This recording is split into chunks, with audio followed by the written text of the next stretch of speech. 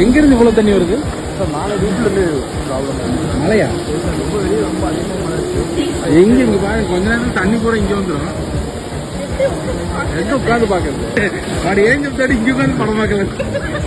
அருவி போல் கொட்டி எடுத்த பிரபல தியேட்டர் படம் பார்க்க வந்த இடத்துல நாலா பக்கமும் மழை வருதே என்று ஏமாற்றத்தில் சென்ற பொதுமக்கள். பெரிய மழை.